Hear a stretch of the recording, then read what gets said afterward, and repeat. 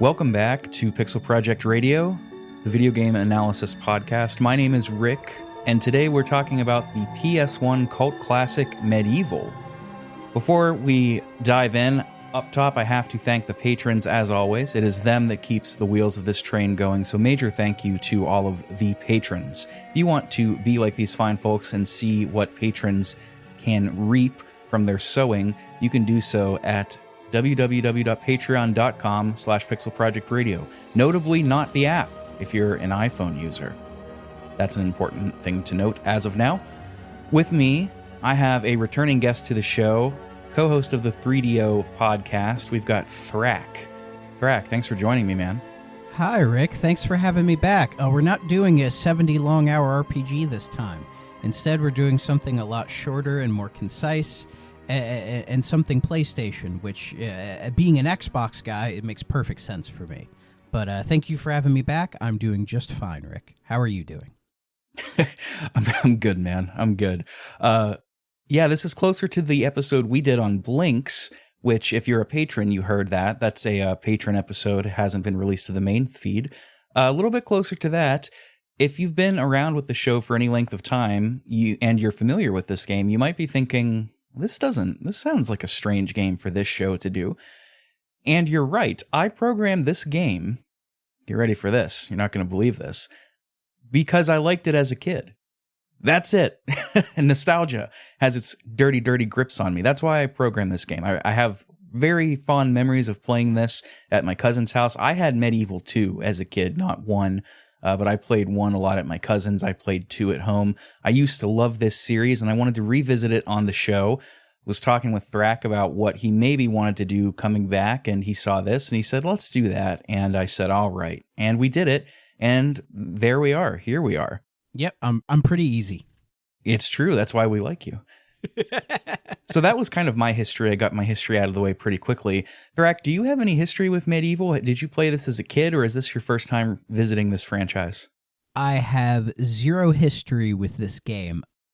The main character in this, was it in that PlayStation All-Stars Battle Royale thing for PS3?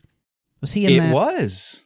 That's probably where I first saw him and went, that's a weird-looking character.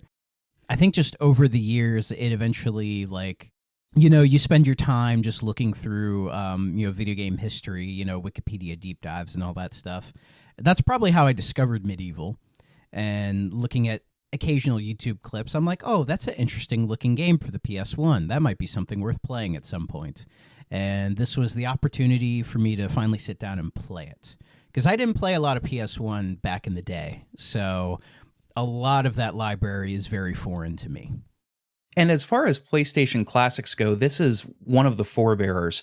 I remember this game being really popular back in the day. It's one of the earlier 3D action games. It's kind of a mixture. Well, I don't know if hack and slash is the right word, but it's closer to an adventure Zelda game, but it's 3D. It's kind of hack and slash-ish. There's a little bit of that DNA in there, but we'll talk all about it. I liked this more than I was expecting. But I was done with it before the credits rolled. I think that's a pretty decent way to put it. I agree. Before we get into some history with this game, we do actually have a community forum post.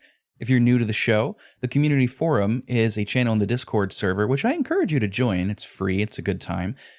And every week, every month, I put up what we're talking about on the show, and folks can chime in if they want their thoughts read on the show as a point of discussion, a discussion springboard, or if they just want to hear their own unique voice on the show. Sometimes that's enough for folks.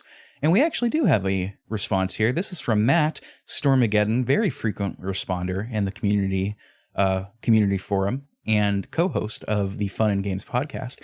Here's what Matt has to say. This is a game that I love the vibe, story, and humor of, but playing it isn't always joyous. Even the remake just has such awkward controls and ridiculous difficulty spikes, which might have been intentional, but make it hard to go back to. Yeah, one of the things, Thrak, and I figure this is probably something we're going to end up talking about quite a bit.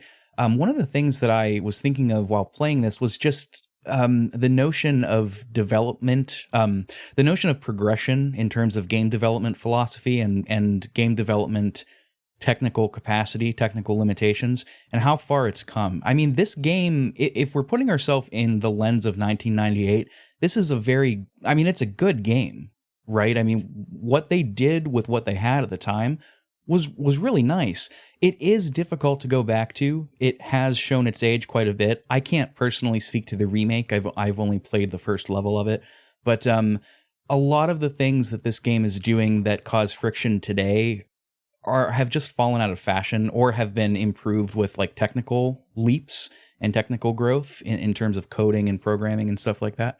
But awkward controls, ridiculous difficulty spikes, and just a difficult playing experience, I think sum up this game's flaws pretty well.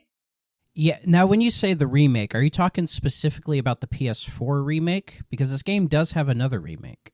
It does on PSP. There is a PSP. I don't know. Is that a it sounds like you know what you're talking about, which is a little more accusatory than I wanted it to sound. But is that I thought the PSP game was a like a separate entry and not a remake of this game. Well, from what I know, the MediEvil Resurrection on PSP, it's seen as like a quote-unquote reimagining, which I guess falls under the remake category, where, you know, when they were making games for the PSP, they probably were like, let's see if we can do this one again, but for, you know, this type of platform.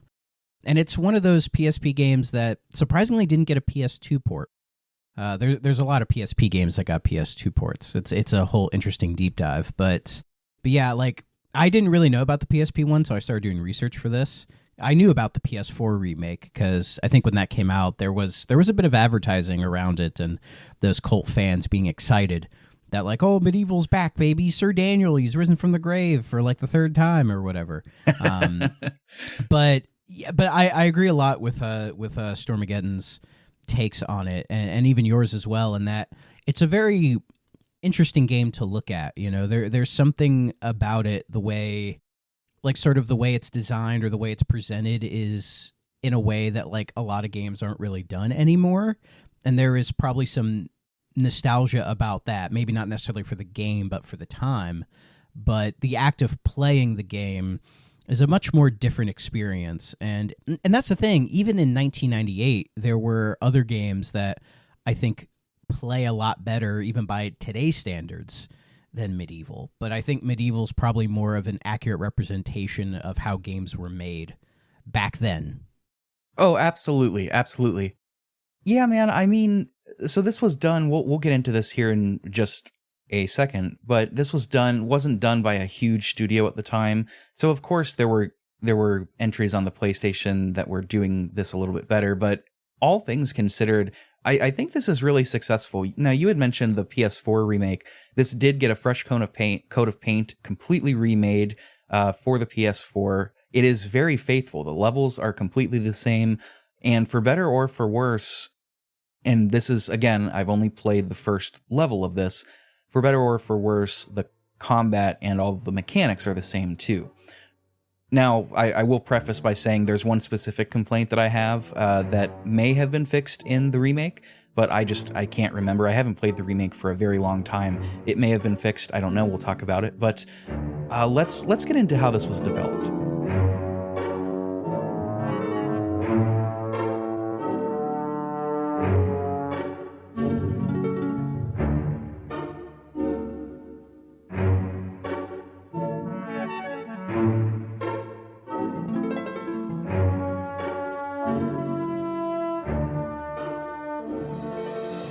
It was released in, as we both said, 1998, October of 98, appropriate for this game for a couple of reasons. Ooh, spooky. Yeah, it's got that vibe to it. The full credits you can find on the wiki, the IMDb, or you could just beat the game. But of note, this was developed by Sony Computer Entertainment Europe. This actually came out in Europe a few days earlier than here. That is, the US, because I apparently think that the US is just central to the world. I'm a typical American. This is published by Sony Computer Entertainment, directed and produced by Chris Sorrell, design, art, and writing by Jason Wilson, with an additional writing credit by Martin Pond. Composers, this is interesting, composers Andrew Barnabas and Paul Arnold, who are better known as a duo, Bob and Barn. have you heard of Bob and Barn before, Threk? I have not. Me neither, and I'm a little bit surprised because this was a little bit funny. So I start all of the basic research on the wiki because, you know, it's convenient, generally somewhat accurate, and then you go from there, right? And on the wiki, Andrew Barnabas and Paul Arnold, they both had blue links. So I was like, oh, okay, they're important composers. Let's see what else they've done. Well, it just linked to the music section of MediEvil. So I was like, okay, time to go to their website. I looked up their website. You're not going to believe this, man. Like, not only do they do like concert performances and they've done film stuff, but just for games, they've got credits on Crysis, Forza Motorsport 4, Brink, and an Xbox game that I weirdly have affection for, Kung Fu Chaos. Oh, Kung Fu Chaos. That's the OG Xbox game, right? I think it was done by... Was that Ninja Theory that did that one? Yeah. Yeah. I remember playing that game a lot in the OG Xbox demo kiosks.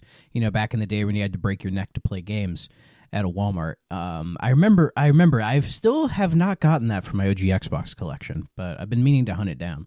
It's not expensive. I've got it, and it's still pretty fun to play. I was shocked. They have some serious credits behind their names, you know, and I just never heard of them before. We'll talk about the music when we get there in a little bit. I was a little bit surprised with it, to be honest with you. But MediEvil, coming back to it, this began development under the code name of Dead Man Dan, which, you know, I don't know. It's a good name. And it was... It's a pirate kind of a name, isn't it? Yeah, I guess so. It was supposed to be a combination of Ghosts and Goblins meets Nightmare Before Christmas. So, in other words, not at all the game that we got. In this case, I think it worked out. You can see a little bit of Ghosts and Goblins influence. Now that you mention it, because I hadn't thought of it, I'm like, I could see the influence. A little bit, yeah, I suppose so. Nightmare Before Christmas, definitely. That is definitely an influence here. You can see that in the art style. It eventually morphed into something closer to Zelda, like an adventure Zelda game. There are traversal puzzles is a little bit of a strong word, but I mean, kind of. There are adventure puzzles. You have to find objects that are keys that will progress you through the level. You get power-ups in the form of weapons to help you progress, things like that. All the better. One trademark of this game, one thing that this game is known for, is it's got a bit of a humor. You know, it's not your mother's MediEvil. They do things a little differently around here. They're a little quirky. They're a little twisted. Yeah, it's a little quirky. I don't know if I would rate the humor in the same way that you are, but you know, it fits with, you know, like if you've ever seen The Nightmare Before Christmas, it has almost that kind of level of humor to it. Yeah, I'm just dicking around. This isn't the kind of like, yeah, we're a little twisted over here. It's not that kind of humor. Yeah. There's no swearing in this game. It's just it's just goofy. You know, it's a little silly. Goofy's a good way to describe it. Yeah, they're not afraid to get a little silly. It wasn't planned to be like part of the ethos of this, but they said that it just kind of developed naturally because the team described themselves as youthful and silly, and they said they liked horror movies and comedy movies, and that's a duo, horror and comedy movies, that come together very frequently, and the goofiness and silliness just kind of happened. Honestly, I think that makes this game all the better. Like, it kicks it up a few notches for me. If this were just a straight put serious kind of 3D action adventure game, I don't think it would have worked as well for me. I agree. And what's interesting is, like, the main designer, Chris Sorwell, he was known before this for making the James Pond series of games. I don't know if you're familiar with James Pond, but James Pond, it was a series on, like, say, it was on the Genesis and the Amiga, and that was meant to be like a weird parody of James Bond. And it also has like a silly, goofy presentation to it as well. So it makes sense that it's kind of carried over into this game. Like, I believe in the first James Pond, the enemy is Dr. Maybe, which is a play on Dr. No. I have not heard of James Pond. I am very interested in checking that out. You had mentioned that you see the Nightmare Before Christmas influence on this. I had mentioned it. Let's talk a little bit about how this game looks, how it's presented. It very much has Tim Burton written on it. It doesn't have that kind of claymation feel that Tim Burton movies do. Nightmare Before Christmas, kind of like, it's not claymation, but it kind of is. This doesn't have that, maybe partly because, PS1 3D, they had mentioned in the development that caused them a lot of headaches, that developing this for 3D, just because it was, it was early in gaming. So they were having difficulties with that. This was a new horizon. But you can see it in terms of the color palette. It's a lot of purples and reds for important characters and places. Purples, reds, silvers, and blacks. A lot of cauldrons and witches, a lot of like pumpkins and gourds, scarecrows, things like that. You can totally see it. Music too, but we'll get there in a second. Yeah, the visuals, it very much evokes kind of that spooky nature with like kind of the like very vibrant colors, but they're also like really dark. So everything's kind of allowed to get even more exaggerated at certain points. Yeah, vibrant and dark is a good way to put it. They're not vibrant in the same way that like Mario is. I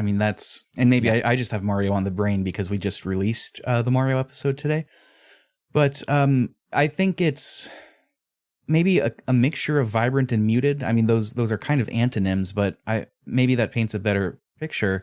It looks like it could be painted. I don't know. Maybe that makes sense to some people. It makes sense to me, but I don't know. I could see it. I could see it. Like it is saturated where it needs to be.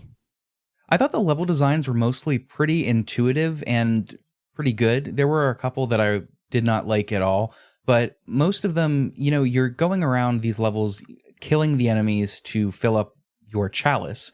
That's important to get upgrades, and going through the levels requires you mostly to get runes. Runes. R-U-N-E, runes. They function as keys to open doors, and you'll have a couple per each level, sometimes one, sometimes more. They help you get through doors. This game rewards exploration, basically. It's a requirement, but it also rewards it because these chalices that you're collecting, those are optional, and they are what get you better weapons and upgrades like that. I liked the levels. I liked some of the end ones significantly less. There was one that I think is truly, genuinely bad. And I don't think it's optional. Is the anthill optional? I don't think it was. It's weird because there's certain things in the game that are optional, but I feel like the game doesn't do a great job of letting you know what is and isn't optional. You just kind of you just keep going until you kind of run into, say, like a brick wall, and then you're like, oh, I need to go do this thing. So then you go back and do it. Or at least that was the majority of my experience with it. Yeah, I agree. There's not a lot of guide rails in this game. You're really left to your own devices. And that's, we're talking about design philosophies of the time. That was in the water. There were a lot of games that just, put you in the sandbox and said, go ahead. And I think, part of that comes from, this game is not super long, but they wanted probably some padding, so you felt like you got your money's worth, and maybe that's part of it. I don't know. It's it reminds me a lot of Mario 64, because when I was reading about this game, it was listed as kind of an influence on it as it was being made. And yeah, I can kind of see that influence. When Mario 64 came out, it kind of made everybody go, oh, that's what we should do. And there were a lot of games that were trying to do it. MediEvil, it's not a 64 clone or anything like that, but sort of the open-ended nature that a lot of the levels have, and sort of the kind of half required, half not, like backtracking and going back. I can see some Mario influence in that. As well as Zelda as well, but Zelda doesn't have like the set levels. It's like more kind of just the big open areas that you explore. But this game started development, I think it was in 95, so I could imagine, say, like a year in development, they play Mario 64 and they're like, we got it. That's what we should do. And then, probably change course a little bit after that. Yeah, that's so interesting. I believe that Super Mario 64 had an influence on them because it had an influence on everything. I don't see it. I don't see it in like anything. This game doesn't play nearly as expressively. It's, the level design isn't to that level. It's fine, but it's not to that level.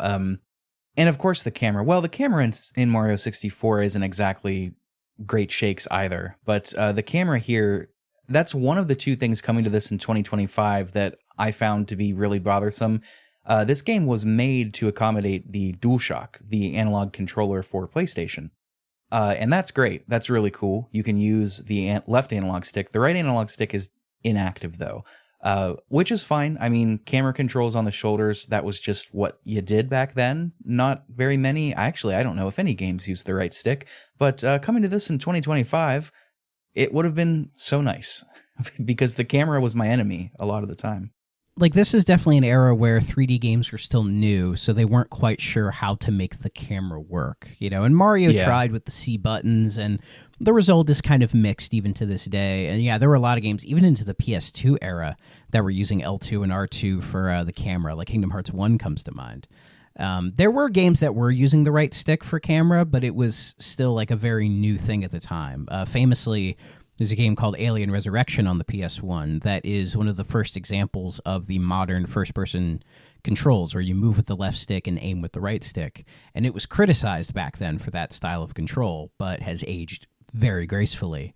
And yeah, MediEvil kind of is sticking with that idea of using L2 and R2 for the camera, and it would be fine if the camera did a better job of positioning itself to where you wouldn't get lost, because there were so many times where I was playing the game where the camera would just kind of swoop around in front of Daniel for some reason. Yeah. And then I'm like trying to walk forward because that's where I need to progress. So I'm walking towards the camera and I'm trying to move the camera around to his back so I can see what I'm looking at, all while like enemies are attacking me. And it's very like this era kind of jankiness that it's crazy to think we put up with this at the time, but we didn't know any better.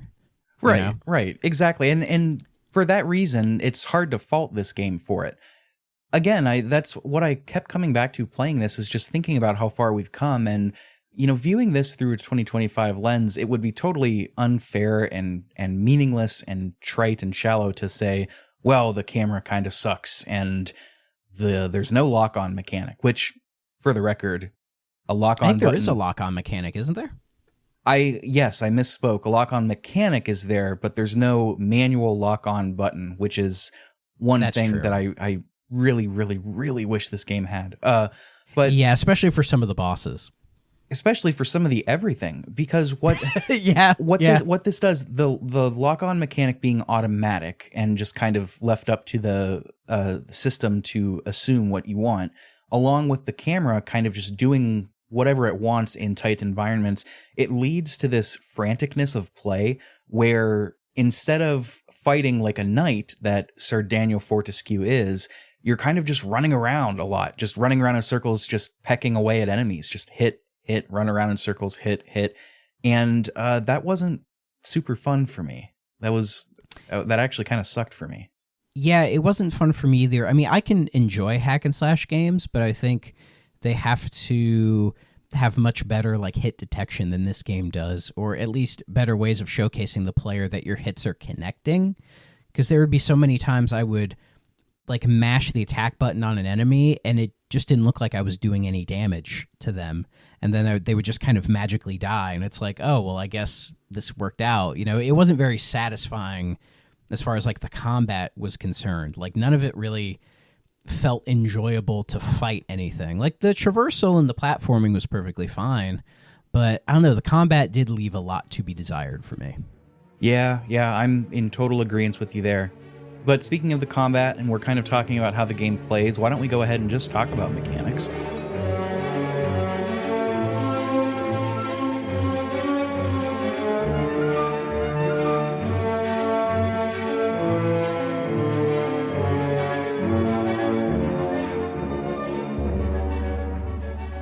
I have written here that movement and aiming are kind of the biggest enemies in the game. But again, it was early 3D. So like, yeah, we could say that in jest, but also kind of seriously. But then again, we can't judge them with a 2025 rubric. It's not fair.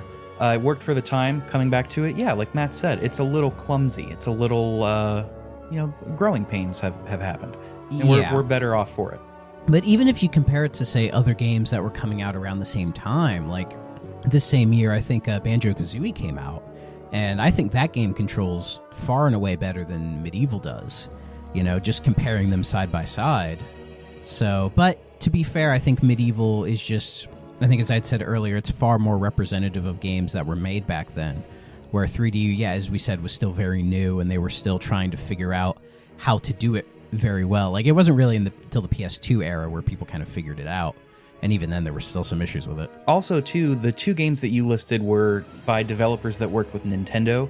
And I'm just going to come out and say this. I don't really consider myself an authority when talking about gaming history. I'm good at looking at the medium, like the art, the piece that we're looking at and talking about it. I'm not a historian. However, it seems to me at this time, 3D controls were just dominated by Nintendo. Like, nobody else could compare. I'm thinking of, like, PS1 had this. This game, MediEvil, was also considered for a time for Sega Saturn. So I'm thinking of Sega Saturn. I'm thinking of Bug. I'm thinking of Croc. Croc, which was also on PS1. These are also 3D games that just, going back to them, I like those games just fine, but playing them is a little bit trifling. It's trifling? It's a little bit difficult is what I mean. A little trifling, yeah. Well, if you want to stick with PS1, at the same time, we were getting Crash Bandicoot and Spyro. Yeah, you're true. And those games, and Crash Bandicoot in a lot of ways is just a 2D platformer you play from a 3D perspective. But that's kind of a clever way they were able to add the Z-axis to make it 3D.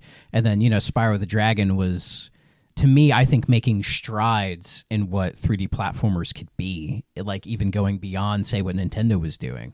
Like, I think the early Spyro games have aged incredibly well. Oh, yeah. And those are on the PlayStation as well. So there were definitely strides being made on this platform as well, not just Nintendo. But, and again, like, the original Spyro was 98. I think Crash was on Warped by 98. So, like, people were starting to figure it out. But I think the issue with MediEvil is that it was being made in 1995 is when it started development. So probably by the time they got to 1998, there were other games that maybe started development later and got out quicker that were doing much more advanced things than it. Like, because back then, 3-4 years in game development meant a lot more than it does now. Like a game from 3 years ago, it might as well have come out today. Like you know what I mean? Oh, yeah, totally. I agree with you. Another thing, too, is like Spyro's ethos is all on collecting and platforming, probably in that order. Yes. Crash is platforming. This MediEvil, the driving forces behind it that make it up are exploration of the level and dealing with enemies. Like, enemies are a key part of this, which, and I'm thinking of this, too. I'm watching a Let's Play of this on mute while we're recording. I'm thinking back to the developers talking about their arcade influences for this game and how at first they kind of considered it an arcade game. Ghosts and Goblins. Yeah. And so I think the running around dealing with enemies like that, rather than locking in for combat, and doing the combat and then exploring the level, I think what we have here, just exploring while also running around and dealing with enemies and just, trying to keep yourself afloat, that reminds me a lot of the arcade days, and I can see that influence. So it's probably what they were going for. And, at the time, sure, fine. I hate to say it, man. I really hate to say it. I hate what I'm about to say. This would kind of work as like a Souls-like game if it were ever to get remade again. I kind of see it. Right? I know exactly what you're talking about. To be fair, I kind of found this game difficult, like, already, and it was just because of how kind of clunky it can control and the way the enemies just can kind of charge at you and do crazy amounts of damage, more than I was expecting. And I found myself dying way more than I expected to, Oh, yeah. And I'm not trying to say like I'm amazing at games, but like it's just the difficulty in this game was surprising to me, But I could see the Souls-like thing. Like, there is something kind of Soulsy about like the setting, and there's just something there that I think it could work if they wanted to do it almost like a weird mixture of like Bloodborne and Another Crab's Treasure. Like, somewhere in that spectrum could be a MediEvil game. I think it would be successful. I really do. You had mentioned getting rushed by enemies. The difficulty does spike up, but one thing that helps mitigate that is the collection of weapons. You typically get new weapons, actually exclusively, I think, by defeating all of the enemies in a level. And with each enemy you defeat, your chalice percentage increases. The chalice is hidden in each level, and you can't collect it until your chalice is at 100%. You fill that up by killing enemies. You can find it if it's not complete, you just can't pick it up. And once you complete it, after the level's finished, there's an exit for every level, you leave. You go to the Hall of Heroes, which is sort of like Valhalla. You know, you're a dead man. You go to the Hall of Heroes to reclaim your right to be there. And each time you do that, generally it's every other time you get a weapon. And then in between those, you get like gold or maybe sometimes a health vial or things like that. But that's how you get your weapons. You start off with, I actually kind of like this. You start off with a sword, yes, but you can also tear off your arm and use it as a club or as like a boomerang, which is pretty sweet. I discovered that accidentally, and I really liked that. Like, it kind of gave the game a little bit of character that it needed in the gameplay department. You know, because for how much character this game has visually and, like, just aesthetically, I feel like the gameplay needed some of that to help it. And I think being able to use your arm as a weapon is actually, like, really cool. And I kind of wish they had built upon that, maybe more with, say, the environmental puzzles or that kind of stuff. It's very neat. It's much slower than the other projectiles. So it's nice to have it as a sort of fallback plan. If you ever run out of throwing daggers or crossbows, crossbow bolts or whatever, you always have something that's a ranged weapon, which is important because ranged combat is a key part of this. You will be fighting bats. You will be fighting enemies at a distance, and you need something that can throw at a range. That's where the lock-in mechanic comes in that I had mentioned. It kind of auto-targets wherever you're looking. It doesn't always work super well. Just a real pain and a constant cause of me wasting knives and arrows. But let's talk weapons for a second. What weapons were you rocking here? What did you like to play? Most of the time, I was using I think it was the hammer, because at a certain point when you get the hammer, there are like certain enemies that, like, you get a sword, right? And the sword is perfectly fine when you first get it, but you can't really use it for a lot of, say, the smaller enemies. You know, it's almost like a throwback to the arcade 2D stuff where they would put a lot of enemies that were on the ground, but you couldn't crouch or like hit them, like, you know, facing down.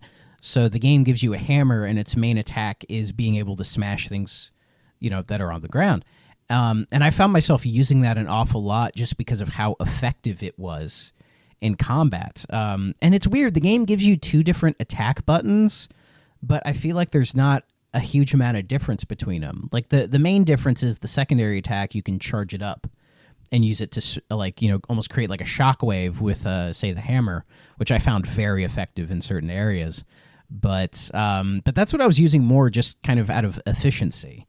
You know, I mean, I liked using the sword, but especially when you get the more powerful sword later, but I feel like it wasn't doing as much damage as I would have liked it to have done.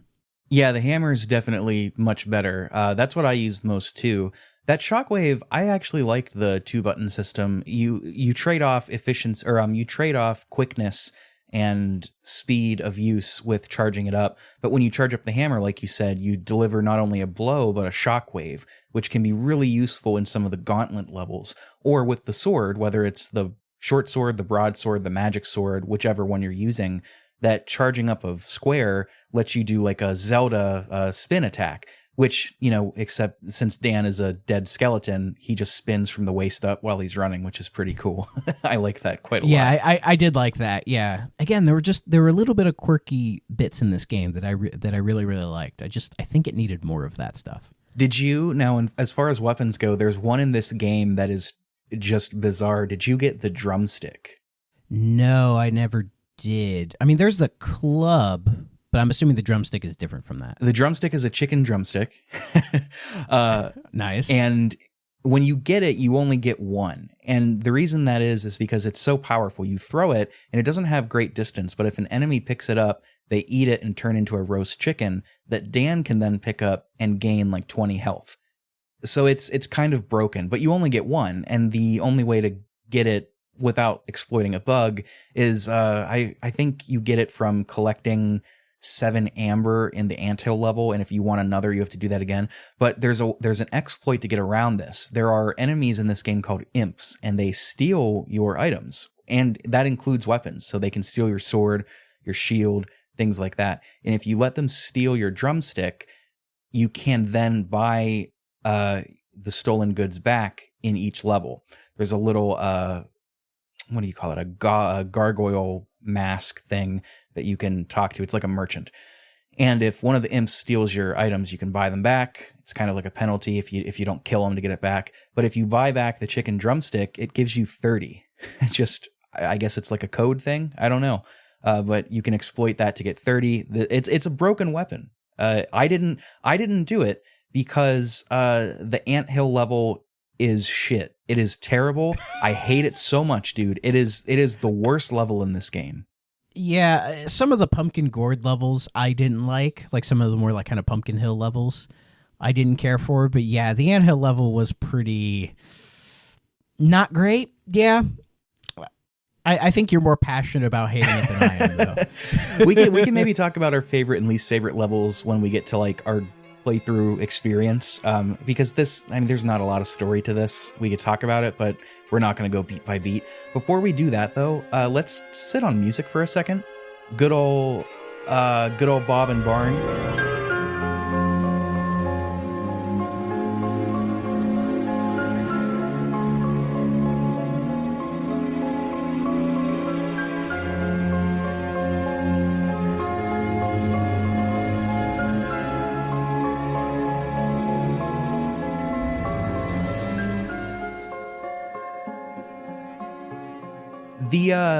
Danny Elfman was a big influence on them, and the devs actually told them, like, yeah, this is what we're looking for. We're looking for a Danny Elfman kind of style, Nightmare Before Christmas, you know? You can totally hear it. Like, as soon as I read that, I said, oh my god, yeah, it's so obvious. There's like, yes, the spooky and Halloween affected sounds, like the patches and the way they use strings. They use the pizzicato strings as a background that kind of evolve into a string section as a basis of accompaniment. Clarinets, there's lots of that in the melody. You can definitely hear Elfman all throughout this. I actually, man, what did you think of the soundtrack? I never noticed it when I was playing, but when I went back to listen to it on YouTube, it's kind of good. Yeah, it's certainly no like Nightmare Before Christmas or Batman Returns or even Oingo Boingo. Yeah. But I freaking love Oingo Boingo. But oh, dude, I ran into in the wild some Zoomers on TikTok discovering what's the song "Little Girls" by Oingo Boingo. Yeah, and they're like, I think that's the one. This is kind of itchy. I don't know about this. It's like, oh my god, dude. Kinda. I get why they would say that, I understand. Well, yes. If you're just looking at the lyrics, but like, man, read into it a little bit. Oh yeah. Yeah, there's definitely more to it, but the older things get, the easier it is to just kind of write it off as weird and, The thing that I'm waiting for is the younger TikTokers to discover Good Old Boys by Randy Newman, specifically the song Rednecks. They're going to hear that and lose their minds. Well, that's the thing. He's talked about before how he doesn't play that song anymore because he's kind of afraid of it being taken out of context. Yeah. And to be fair, if you're just playing that song by itself, very easy to misconstrue. But Randy Newman has always been misconstrued, and I always felt like he kind of got off on that. He enjoyed being misunderstood. Like people freaked out when Short People was a hit. Like they were getting mad at him for it, and it's like, you guys clearly don't understand the song, God, I love him so much. He's one of my favorite musicians of all time. I have all of his albums, and I have the little box set he did in the 90s. That's like a compilation of like his soundtrack stuff, B-sides, all that stuff. It's really good. There's a terrific line that makes me laugh every time. I forget the name of the song, but he's talking about if Karl Marx were alive today, "The World Isn't Fair" is the song. Yes, appropriately. great song. And he's talking about how how terrible the times are right now. And there's a line where he says, if Karl Marx were alive today, he'd be rolling in his grave. And I laugh every time. I love that little line. I use that line all the time. Anyway, Randy Newman's great. This has been our Randy Newman podcast. Thanks for tuning in. I could totally do one. Dude, I would love to. I would love to. That'd be so much fun. MediEvil music. It's totally Danny Elfman.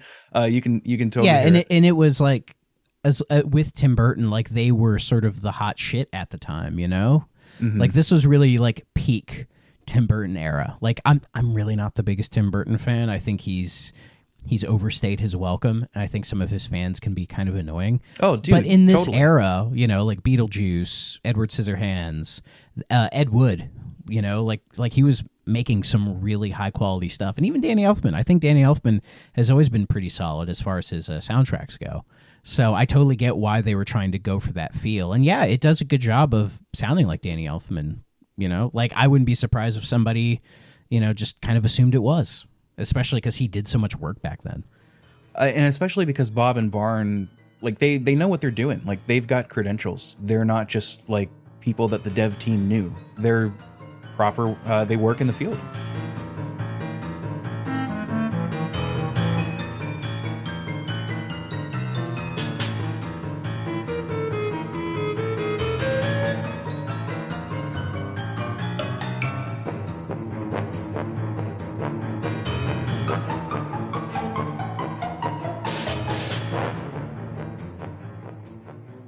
One thing, this soundtrack doesn't try and make itself a main character, and I think that's part of why I never really noticed it while I was playing. It does a great job of standing to the side and letting the levels take up the space, letting the cutscenes take up the space.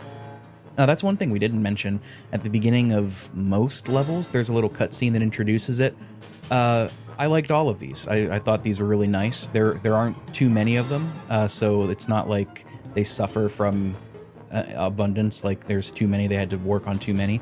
Just a short little introduction of each. They're dark, they're kind of creepy, but they're still kind of funny too. I like it. They're all very good. They feel very of their time, and I mean I could be biased when I say this, but they feel like they would fit on like 3DO, like that sort of mid-90s animation style with like the cutscenes that they were doing. Like when I was seeing, I'm like, it has like a 3DO-ness to it. And I don't know if that's just my bias because I play so many 3DO games for my show, but it just, I don't know, maybe I just think in the 90s there was a lot of this stuff. But yeah, I always find that stuff charming. And this fits right in with that. Yeah, I like it a lot. It's good. Is there anything that we could talk about before we get into the story and the general gameplay experience? This game, listeners are probably keying in, this isn't a super deep game, so we're not going to have loads and loads to talk about with the story, but is there anything that we didn't get to that you wanted to touch on, Thrak? One thing I found weird, going back to like the controls, was you have two different movement speeds, right? You can walk and you can run. And how the game is set up, if you're using like a DualShock, is the D-pad you can walk, and then the analog stick you can run. Now, I was like, isn't there a way to just do it with like the stick? And I was, looking some stuff up, and they're like, oh, if you just push L3, you can swap between them. But when I was playing the game, I would try to push L3 to switch between walking and running because there were certain parts where I'm like, it'd be better if I was walking instead of running, more for like platforming challenges. But it wasn't working, and I wasn't quite sure why. And the game has quite a few different control options that you can like go through, but like the menu system isn't very good. So like it would say, oh, do you want control scheme 1, 2, 3, or 4? But it wouldn't show me like the differences in the control scheme. So it's just like, I don't know if 2 or 3 would be better and would like solve my issue. But that was just one kind of annoyance that I had. Like I found myself constantly moving between the D-pad and the stick when I needed to run or when I needed to walk, which I just thought was kind of weird. And maybe they did fix it. Maybe I'm just a dummy who couldn't figure it out, but that was just something I wanted to note. Well, you do need both. Like you said, some of these platforming / traversal challenges, you really do need to walk. I played this on original hardware. I started using my favorite PlayStation controller that I have is just one without any sticks, no analog sticks, and it's red and all the buttons feel great. But I started playing with that, but to dash on a controller that doesn't have any sticks, you have to double press a direction, and then you'll dash as long as you hold it down, which sucks to do for any extended length of time. So I went right back to a DualShock controller. I hadn't tried that. I just kind of switched back and forth between D-pad and analog stick as needed. But, what else are they going to do? They didn't know. They didn't know any better. Yeah, it was very much a Wild West with how they were making 3D games back then. Just trying to see what would work, and we, the audience, ended up being the guinea pig for a lot of that stuff, which makes it interesting to go back to as well. I think we're probably more willing to accept some of this weird jank compared to some other people. I think so. But at the same time, I'm seeing a lot of younger folks get into retro games, especially on like TikTok and YouTube, and it's great to see. Yeah. I think playing those games is really cool. I don't want to really get on the soapbox, but I find all of gaming interesting. From the early days of Pong to right now. So, I just wish there were. And hopefully there will be more younger people like us who just find the whole medium fascinating, because it's just it's a weird thing to do in general. So why not see what it has to offer in as much totality as you can, Well said. Yeah.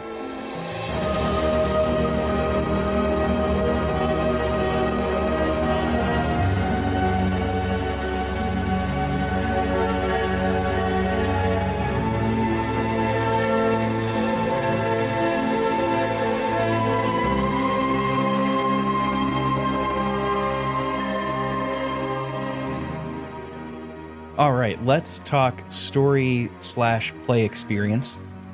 So, as I mentioned earlier, you are playing as Dan Fortesque. He is a hero from the dead, and I went into the instruction manual. I have this game sitting on my shelf, and there is a whole... I love when manuals used to do this. They would give you a prelude / the entirety of the story just written out in the very front, and I've got that here, and I'm going to read it. This is... The Legend of Sir Daniel Fortesque. Remember when games had manuals?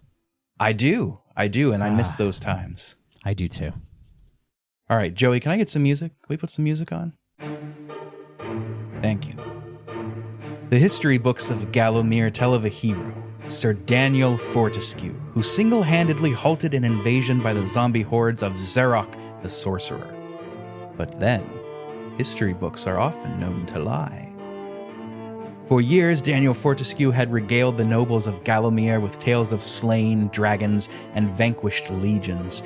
King Peregrine was so impressed that he made Daniel a knight and appointed him head of the royal battalion. Of course, it was only an honorary post. Gallowmere had not seen a war in many centuries. But the king liked stories, and Sir Dan was an excellent storyteller. But then evil Xeroc, the mad magician, returned from years of exile. Embittered and filled with wrath, he threatened to unleash an army of darkness that he had built using the most sinister of magic. The king was in desperate need of a hero and knew exactly who he wanted. Sir Dan was thrust at the front of the king's army to face a monstrous enemy. The battle commenced, and within seconds, Sir Dan fell to the ground, struck in the eye with the very first arrow fired. His wound was fatal, and the army was left to fight on without him. Xeroc's legions were defeated, but Xeroc himself was never found. Embarrassed by Sir Dan's poor show and realizing his subjects needed to feel safe, King Peregrine declared that Sir Daniel Fortesque had died in mortal combat, seconds after killing the sinister wizard. A hero's tomb was erected for Sir Dan, the history books inscribed with tales of his valor. Xeroc was soon forgotten, a lost character in history's plays. But Xeroc himself never forgot. He lay in hiding, creating a bigger, stronger army of mutated monsters, until 100 years later, his scheming complete, Xeroc returned.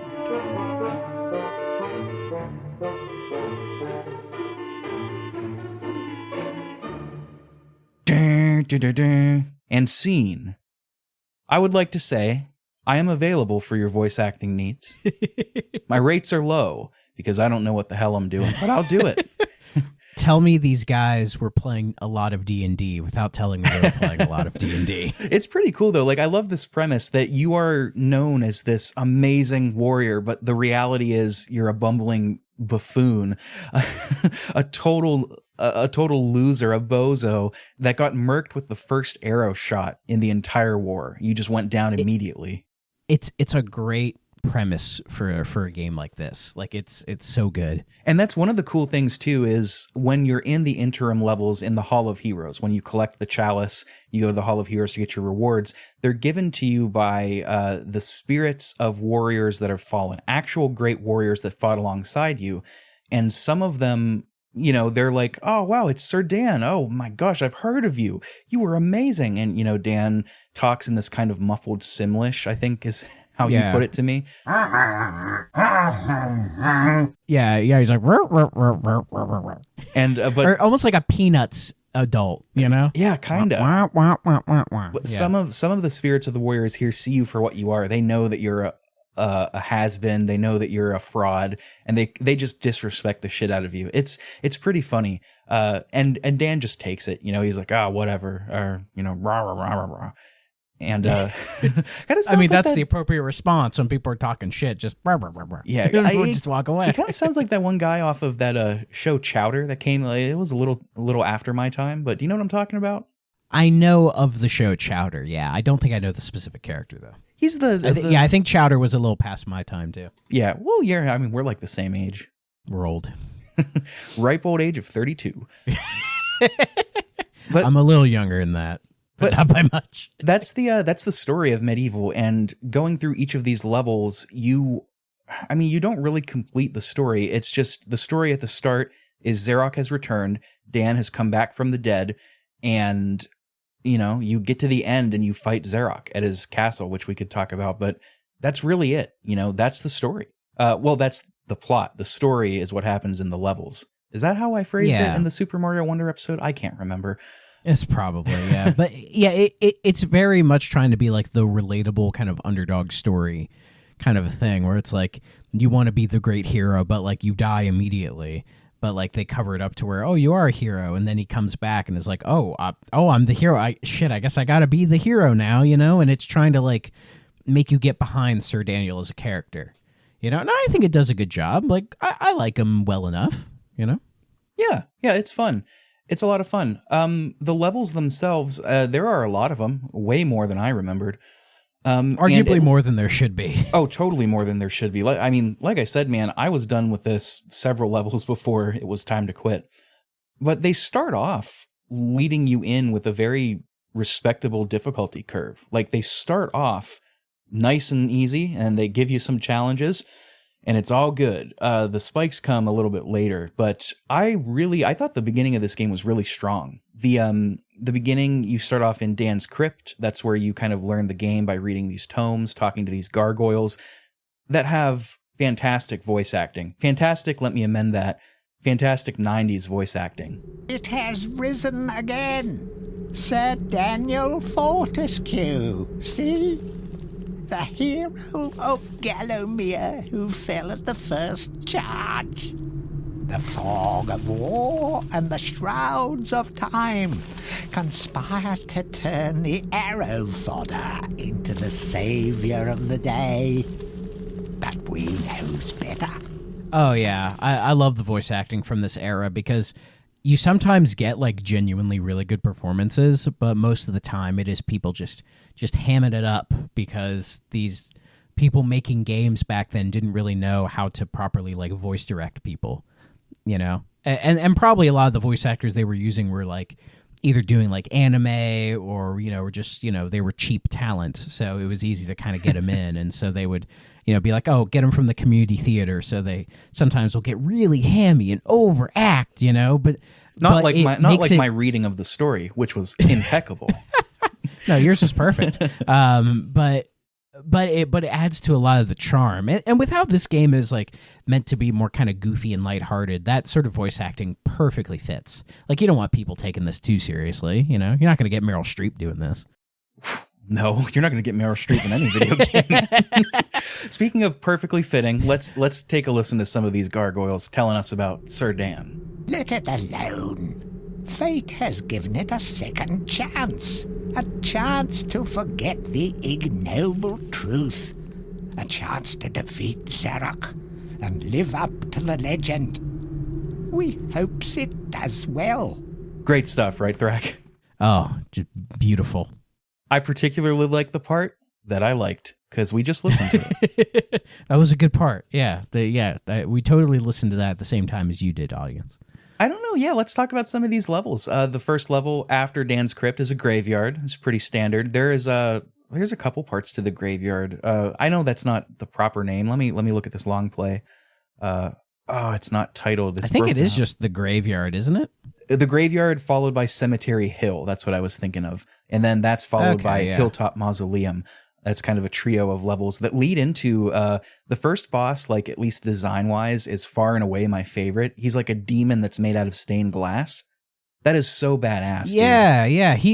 That was a really cool like setup for that boss battle. And yeah, he wasn't like too difficult or anything. But yeah, that was one of those where I'm like, "Ooh, this game may have some legs to it."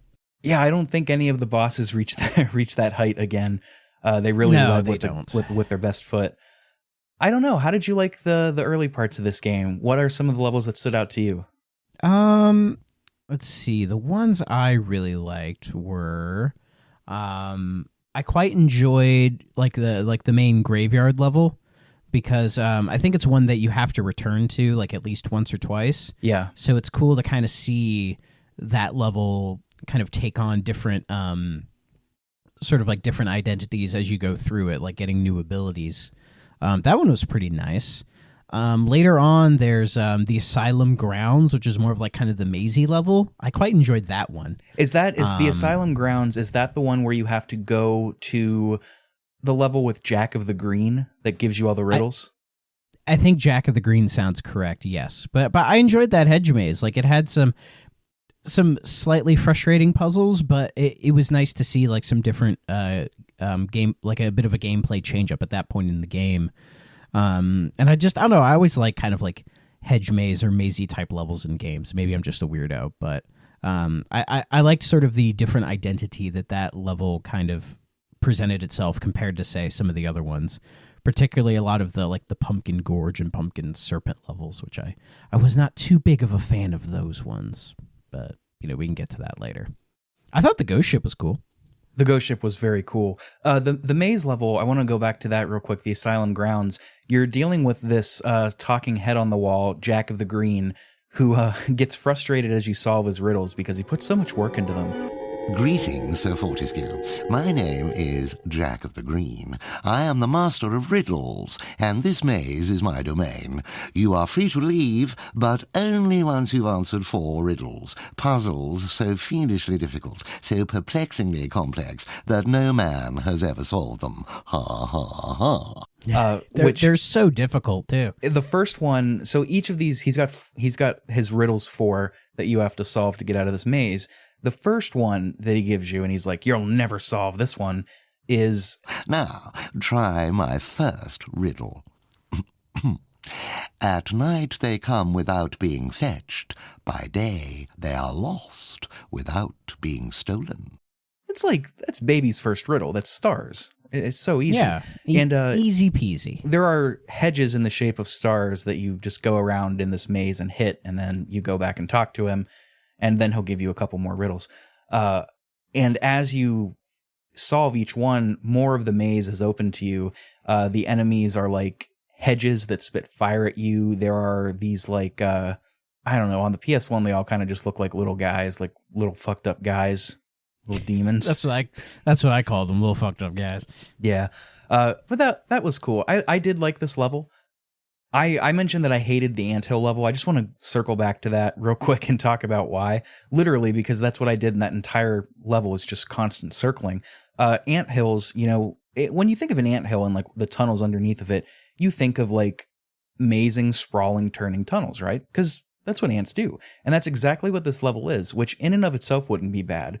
But one, you don't have a map. which, okay, forgivable. This is 1998, whatever. I mean, it's forgivable. But it's in complete pitch black darkness. Your only light are these two fairies that circle around you, and they light up the way as you walk. So you're just getting lost constantly in this level, and I hate it. I hate it so much, man. The ants here are weirdly strong. They take like 3 whacks of your hammer to kill, and there's a lot of them because it's a fucking anthill. So I don't know, man. This was like a perfect storm of things that pissed me off, and I hated this level so much. And the Ant Queen boss is weirdly really hard. She spits acid at you, and it takes off like a third of your health. Yeah, like you're such a little weakling the whole game. I mean, it kind of fits with Daniel's character and being like a skeleton, but it just feels like your health, it can just drain so fast from just a few like simple mistakes that are just kind of common when you're playing any type of game like this, Yeah, speaking of the Legend of Zelda influence, this has what is basically the heart system. As if you explore more and try to complete the game properly, you'll find more health bottles, life bottles, I think they're called. And they function like hearts. Whenever your health bar is depleted, it fills up and one of the bottles empties. There are these like green vitality springs that look like goo that come up out of the ground in every level, and you can stand in them for a while, and they make a really satisfying sound as they fill up your health bar and fill up your life bottles. That's a total lifesaver. If you'll pardon that terrible pun. They're really good. But it's accurate. It is accurate. They do deplete too, so like you can't just fill up every bottle you have plus your health. They run out. I don't know how long. It's generous, but they do run out.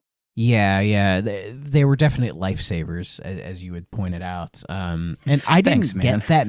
I didn't get that. I mean, I couldn't think of a better way to describe them. I wasn't able to find that many of them, but I guess that was just me like not searching enough to find them. I think I got like. I think at one point I had like five of them maybe, which was helpful, but I think it was only like half of it. So I'm like, I don't know where the hell these other half are. So, but I was playing this on emulator, so I was save scumming quite a bit, to be fair. Oh, that's I'm not ashamed of it. My 2 favorite levels in this are kind of back to back. I really liked my favorite level is Scarecrow Fields. I think that one far and away was the one that I had the most fun with. Even if the Scarecrow enemies are kind of pains, like they don't die very easily, and they sick bats on you, which are some of the most annoying enemies.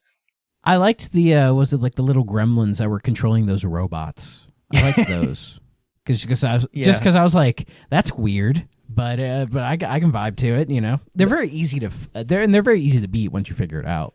The thing that was weird about this was there's a sign that says like, there's some kind of a monster in the cornfield. Like don't stay in there too long, which is true. If you step into the cornfield, 1, you move really slowly, so you can't get out very easily. But 2, this dark little imp that you can't see like rushes you, and it's an instant KO if he touches you. Just immediate death. And I learned that the hard way. Oh, me too. Absolutely. I was like, this sucks.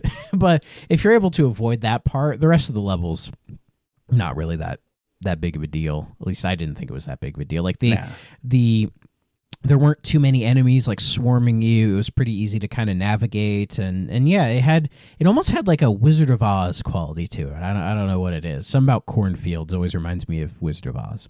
Yeah, I could see that. The sleeping village that comes right after.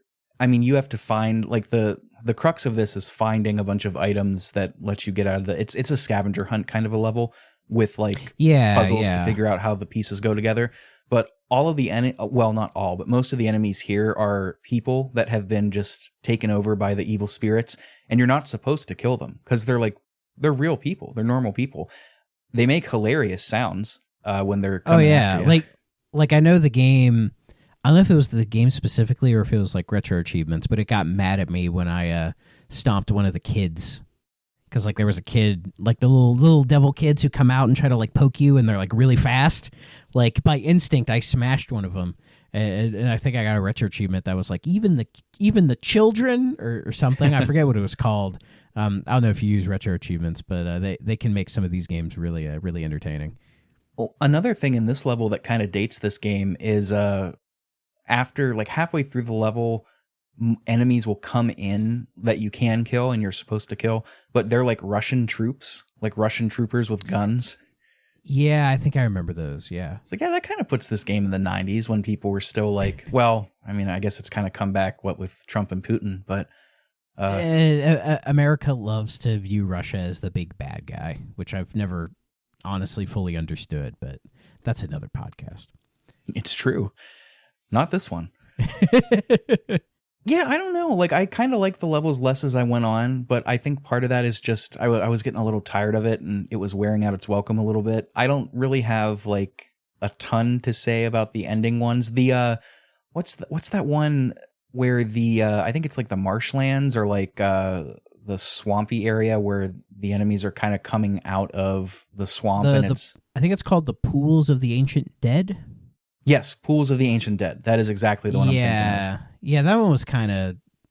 I mean, it was cool to have like the rain effect in there, and I'm like, ooh, that rain effect looked like when the GTA trilogy came out, like the rain looked like that. Yeah, yeah, pretty much. Yeah, I don't know. Like, I feel bad. I there's part of me that feels like we're not giving this game its due, but also there's not a ton here. I don't have any other levels that I was like really jazzed to talk about. It was really like I wanted to shit on the anthill and then talk about the cool stuff with the scarecrow and stuff like that. I liked the ghost ship. I thought that one was kind of a neat level. For some reason, it reminded me a little bit of some of the more platformy parts reminded me of Pac-Man World. I don't know why. Oh, I could see it. Yeah. And then there was like that weird like train level near the end of the game where it's like you're trying to like guide the little train on the tracks. That one was interesting, I thought. It does try to do some more interesting stuff near the end of the game, but I feel like it doesn't pace out that interesting stuff enough to really keep you captivated, because I think the middle part of the game is a bit of a slog, where you just kind of do the same thing over a handful of levels. So by the time it does start to get a little bit interesting near the end of the game, it's like, I'm kind of over it, you kind of lost me. There are also a couple of gauntlet levels that are just series of enemy rushes.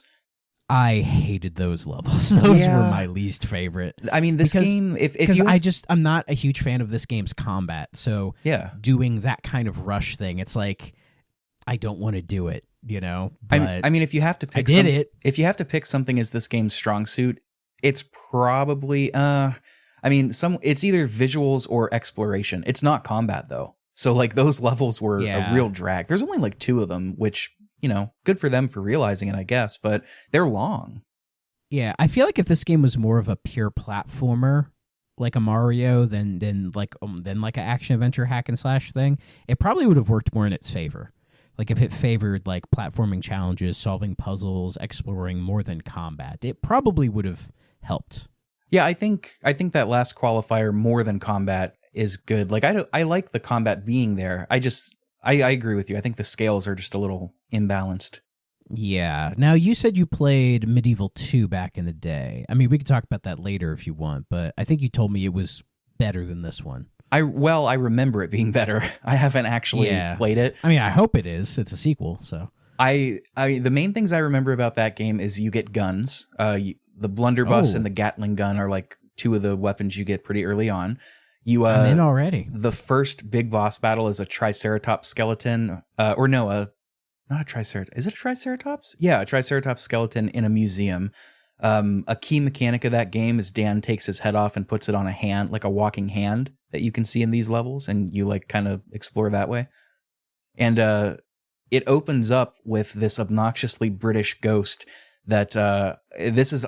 My friends and I would just yell this at each other all throughout high school. He like appears and he yells, "Sir Daniel Fortesque, back from the dead once again." Sir Daniel Fortesque, back from the dead once again. And I'm sure that was a perfect imitation. I'm sure that there are no notes. But that's I love your British accent. Zarok is up to no good. It's pretty fun. It's fun to do British accents. Go bash his head in, eh? It's like Monty Python almost. There's a Just shout it really loud. Yeah, there's one of the heroes in the Hall of Heroes has like this bizarre amalgamation accent of like Spanish, but it's very clearly it's like Spanish but also Russian a little bit too. Like they were just doing whatever they wanted. Interesting. That's very interesting. Oh, it's crazy. It's crazy. You wanna do some accents on the show? You wanna let loose with all of our raunchiest and most cancelable accents? This is all I've got. I'm not dead yet. Nah, that's all I got. I'm good. Yeah, me too. Yeah, we're no canceling us. We're good boys. Oh, it's not even that. It's just I'm not prepared. I'm not prepared to do proper accents. Not prepared. You give me a day and I'm coming out here like Michael Scott. I'm swinging.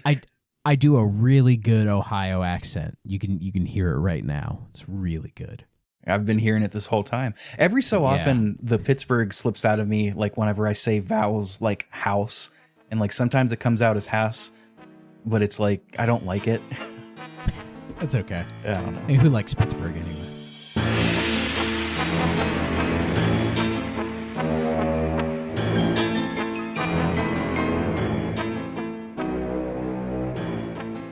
Yeah, man. I mean, that's kind of MediEvil. I mean, you get to the end of the game. You get to Xerox's lair. You kind of do 3 boss battles in a row. It starts kind of cool. You fight some of his undead army, and the chalices you've been collecting, the souls that you've been collecting in the chalice, they kind of come out to help you. So it's like 2 little ghost armies fighting each other, with Dan running around causing problems for everybody. Yeah. That's cool. Reminds me a little bit of like Phantom Menace, when like Jar Jar's running around when the Gungans and the droids are fighting each other. Yeah. Dan's not as lovable as Jar Jar Binks. Speaking of bad accents, once you win against these, they make amazing little sounds as they're fading away. But your second fight is like he says he's going to unleash one of his fiercest demons or something onto you. And it looks kind of like Odin, like in Final Fantasy games. Like there's like a demon horse and a demon riding a devil horse or something. And it looks like it's going to be really tough. But it's just kind of not. Yeah. It was shockingly easy, which surprised me, actually. Like, it relieved me as well, because there are some parts of this game that were really frustrating, but it was just so weird to see, like, a final boss be this difficult, especially one that, like, you know, as a callback, looks like a Souls boss. Like, that's straight up a Dark Souls style boss, you know? But you just go up and just whack the shit out of him, and he goes down pretty easily. But then you fight Xerox, like, as a last-ditch effort, and they choose to add in some humor here, which I wasn't expecting, but it really worked for me. Like, Xerox goes into his back room and he says, I'm going to find the spell to take care of you. And you just hear a chicken barking and he's like, oh, no, not that one. Where is that spell? Ah, yes.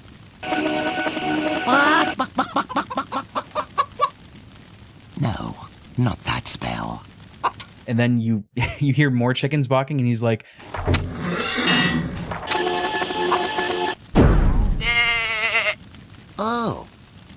Oh, not right now. And then he comes out as like this giant fucking like lizard with his head on it, and he's like, now I've got you. And then he clucks like a chicken. I'll put it in here. It's like, I was not expecting it to be funny. He hits like a truck though. He does like your health, I think if it's full, has 300 HP, and if he touches you, it does like an immediate 100 points of damage. So like he could take you down.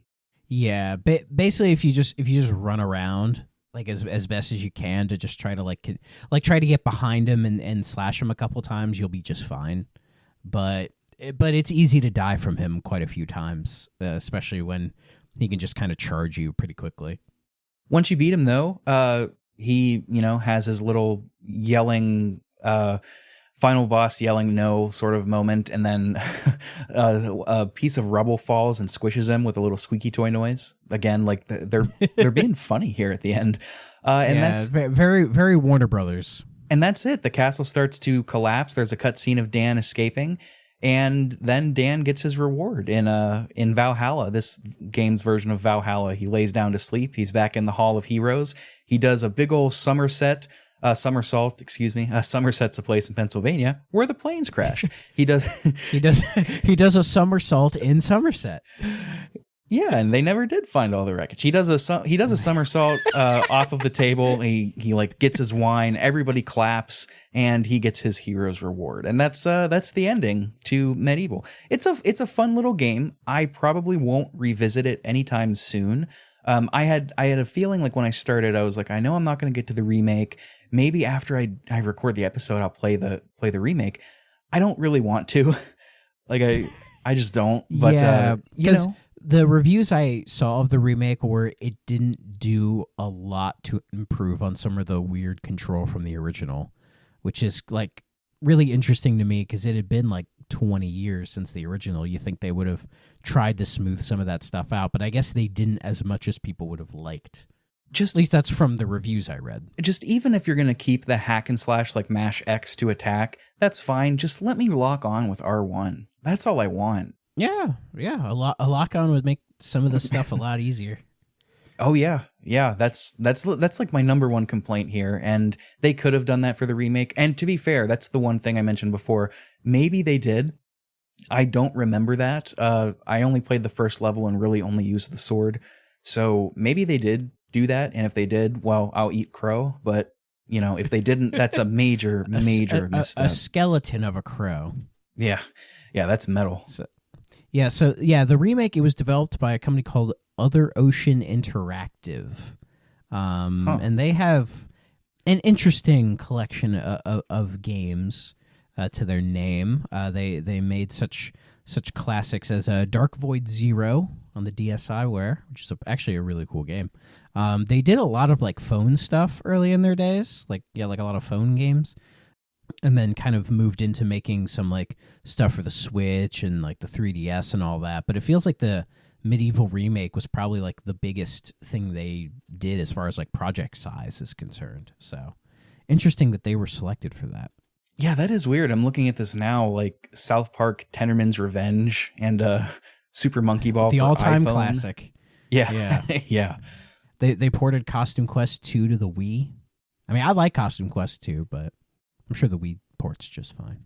Sure, I'll take your word for it. Yeah. But I mean, that's MediEvil. Maybe we'll do MediEvil 2 on the show one day. I mean, I'm open to it. Not anytime soon, but who knows? I forget if we said this up front. This was voted on by the patrons. They chose this, so this was thanks to them. I enjoyed revisiting. It's all your this. fault. Yeah, no, I'm just kidding. I enjoyed revisiting it. If you wanted to pick up MediEvil for PS1, the first one, the complete price, the CIB price, which is a little higher than what I paid, is currently $51.25. That is higher than I expected it to be. Oh yeah, loose it's about $27. But isn't retro game collecting so great? Yeah, it sure is. I saw a Blue Sky post, a tweet the other day that somebody was reposting their own post where they said they found their copy of Wind Waker. They're like, I'm so excited to play it, and they reposted and quoted themselves, and they were like, this is the only hobby where you have to pay $100 to play a 20-year-old game. It's like, yep. I mean, there are ways around it if you're tech savvy enough, but I can't look at ISOs on my shelf. True. Funnily enough, my copy of Wind Waker, I bought it like over 10 years ago, and I kept the receipt for it. And it's CIB. It is in beautiful shape. I paid $30 for it. That's the way to go. I wish I didn't get rid of all of my old shit. Just the way it goes, unfortunately. So yeah, I regret selling all my Sega Saturn stuff, but that's MediEvil for you. Check it out. It is definitely worth checking out, especially if you are a fan of the PlayStation's lineage. You could do a lot worse than MediEvil. Oh yeah, you could.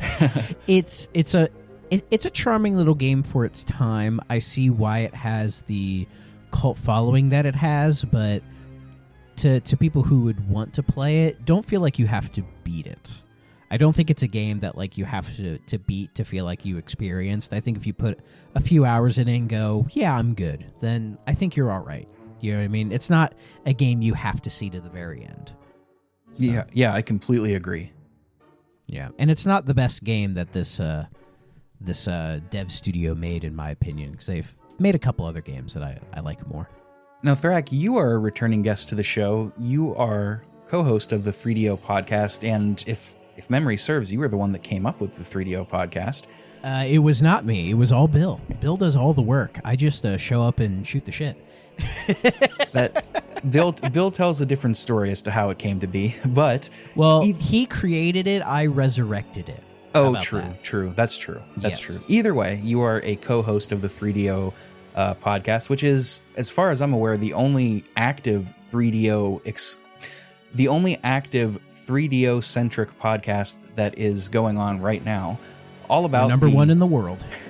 All about the 3DO console from the 90s. So if you would like to tell listeners a little bit about 3DO, what 3DO podcast has been up to lately, if you've released anything recently, now is the time to do it. So let's hear it. Well, the 3DO podcast is me and my buddy Bill talking about the 3DO. So it is a long forgotten console from the 90s that Bill had originally made the show for because he discovered quite a fascination for the system. Most of the time, we just review a game that was on the system. We've been trying to bring more guests into the show. You might see Rick from pixelprojectradio on there at some point in the future, just to try to like educate people on this weird little system. And it's been a lot of fun. I bought a 3DO. I've been collecting games for it, and I hope you all listen because it is a fascinating point in gaming history that I think more people should know about. As I've mentioned before, I'm fascinated by gaming history, so why not educate people as best as I can? So it's a good time. You all should listen to it. It is part of the SuperPod Network, which is a big conglomerate of podcasts that I'm on. When I first bought my 3DO, I have the FZ10 model, the kind that has the pop-open lid that doesn't mechanically fail as often as the cooler-looking VCR style. But when I first bought it, that's the one I have. I told my manager about it because we were just chatting. We're close, and I told her about it, and we spent some time on the call just looking up the 3DO history together. And she was she laughed very hard when she found out that it was very prevalent in Japan with adult video games. She thought that was very funny. Well, we did do an episode on many of the adult games that games are in quotes on that system, so feel free to check that episode out. I will never top my intro to that episode. You can find links to the 3DO podcast and to their socials in the episode description. You can also find, and I suggest that you check them out. You can also find links to our stuff in there as well. Please consider joining the Discord. If you would like to follow us on socials, Blue Sky, Instagram. I do make reels on Instagram, YouTube, and TikTok now, so you can follow us there. And if you're so inclined, check out the Patreon, where you can get our schedule in advance, you can get special bonus episodes, and if you're like me, you can just support creators you like. You can do that in there. Ratings and reviews are always appreciated. It's been a long time since I've read one on the show just because I felt like stopping, but we have got some in, and they help us in the algorithm. Give us a rating, honest one, if you'd like, although I like it when they're 5 stars. You could do that on whatever platform you choose. We're at the end of the episode, so I've got to thank you once again, Thrak. Thanks for joining me. Thanks for letting me relive some of my childhood on the show. Oh, no problem. Thank you for having me, and hopefully we can do this again. Maybe we'll pick a game that has a little bit more substance to it as well, so we can maybe get closer to our Lost Odyssey heights, Absolutely. That's the stuff that I like to do. Listeners, thank you as well. Thank you for sticking around. As always, I'm your host. I am Rick. We're signing off for now. We'll catch you next time. Take care.